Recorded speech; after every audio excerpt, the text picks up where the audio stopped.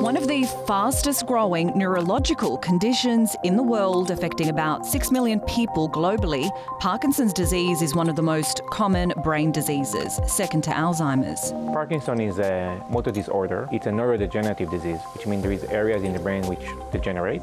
This degeneration starts with the loss of nerve cells. These cells release a chemical called dopamine that coordinates movement. But when there's so many of these cells dying off, people with Parkinson's aren't left with enough dopamine in their brain to control movement properly. The drop in this chemical is responsible for many of the symptoms of Parkinson's, and there's over 40 of them. Some problem with walking, with stiffness, could be other things, could be problem with sleep, cognitive disability sometimes. Well, depend in what stage of the disease, of course. Some will lose their smell, some will have some stomach issues before, so there's actually a big range of issues, but the core one is motor symptoms. Parkinson's symptoms have always been easy to detect, but that's not what Professor Mezer is trying to do here.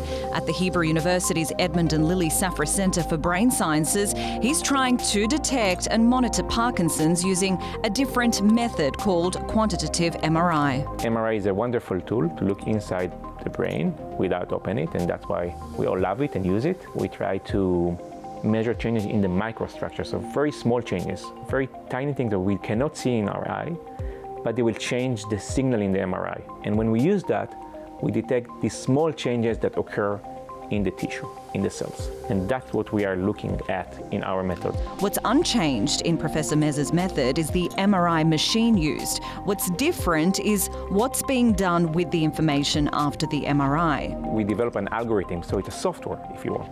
We take those images, we look on the values in those images and give them a quantitative interpretation, physical interpretation. The algorithm run on MRI images is written by student Elior Drury from Professor Mezer's lab. The tool he's developed separates the region they're interested in and calculates the values within each position. It becomes a bit of a mathematical matrix. Here we're looking at a brain image of MRI, and these areas here, the blue area and the red area, are deep brain structures called the striatum, where changes occur in Parkinson's disease.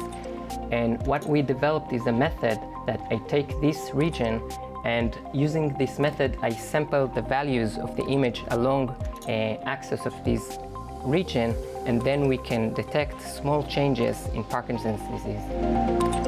But when MRI is so often used in clinics, what makes the current method of MRI so different to the method developed by Professor Mezer? The current method called first qualitative MRI.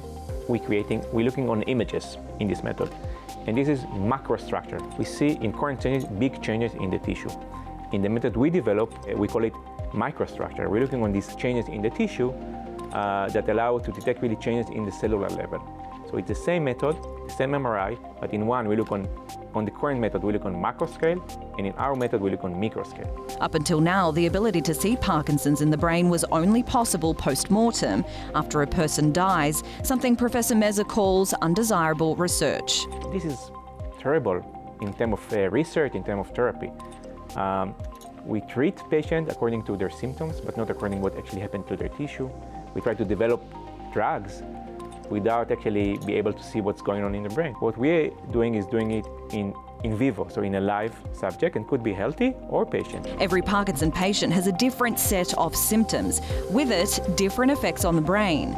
Can this really be detected? Well, that's what Professor Mezer is working on right now. The bigger question is, what next? What will be done with this knowledge?